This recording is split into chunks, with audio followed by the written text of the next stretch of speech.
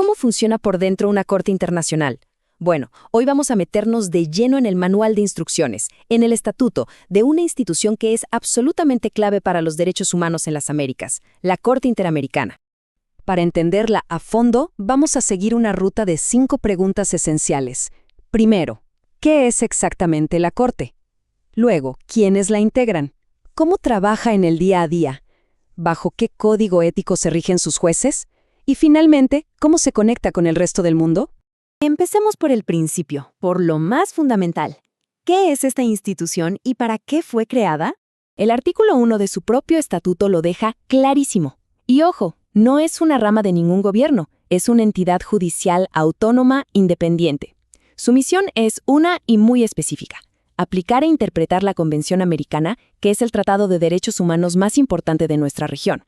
Ahora, aquí es donde se pone muy interesante, porque su trabajo se divide en 2 grandes áreas. Por un lado está la función jurisdiccional, que es la que casi todos imaginamos. Actúa como un tribunal, juzgando casos concretos de posibles violaciones. Pero por otro lado, y esto es clave, tiene una función consultiva. ¿Qué significa? Que los estados y los órganos de la OEA le pueden pedir su opinión experta para interpretar los tratados, lo que ayuda a prevenir futuras violaciones. Y para que esta idea no quede flotando en el aire, la institución tiene una casa, un lugar físico. Su sede permanente se encuentra en San José, Costa Rica. Muy bien, ya pasamos de la institución a las personas. Ahora hablemos de quiénes son los individuos que tienen la enorme responsabilidad de ser jueces en esta corte. Y el número es, bueno, sorprendentemente pequeño. La corte entera se compone de solo 7 jueces para todo el continente.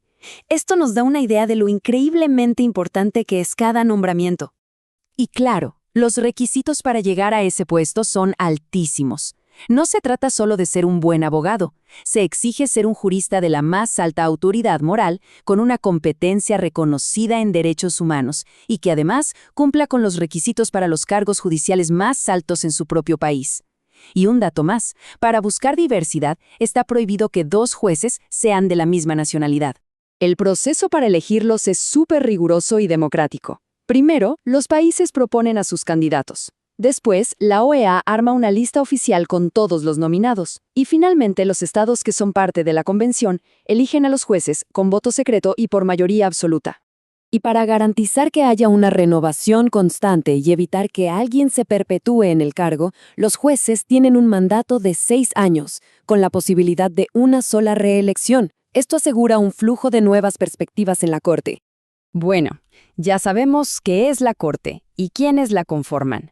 Ahora vamos a meternos en la sala de máquinas. ¿Cómo funciona por dentro? ¿Cómo se toman esas decisiones que afectan a millones de personas?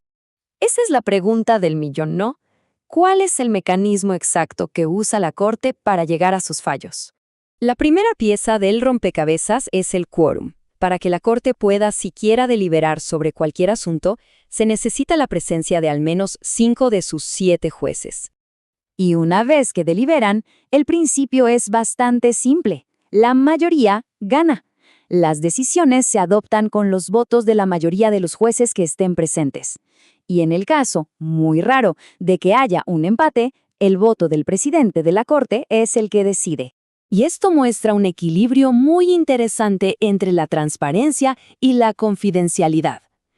Mientras que las audiencias, donde se presentan los argumentos, son públicas para que cualquiera pueda observarlas, el debate interno de los jueces, sus deliberaciones, son estrictamente privadas y secretas para proteger la independencia de su razonamiento.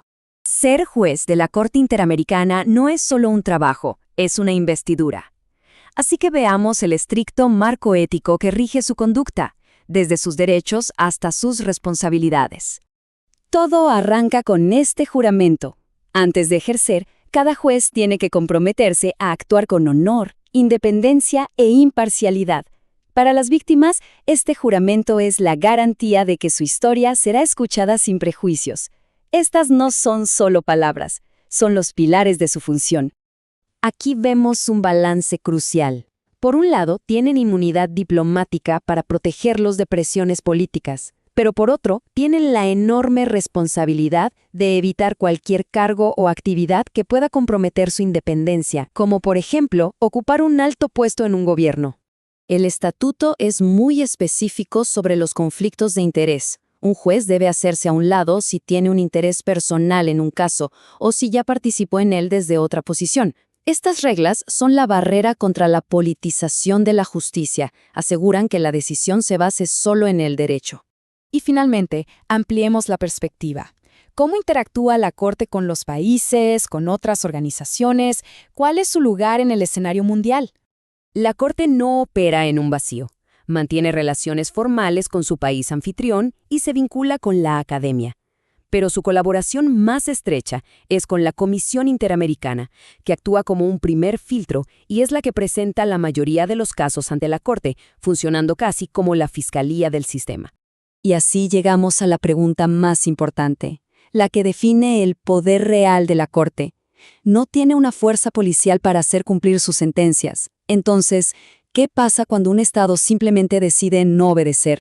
La respuesta está en el artículo 30. Su mecanismo no es la fuerza, sino la exposición política. La Corte informa sobre el incumplimiento al órgano político más alto de la Organización de los Estados Americanos, la Asamblea General. Deja en manos de la diplomacia y la presión de los pares la tarea de buscar el cumplimiento, dejándonos con una reflexión sobre el verdadero peso de la justicia internacional.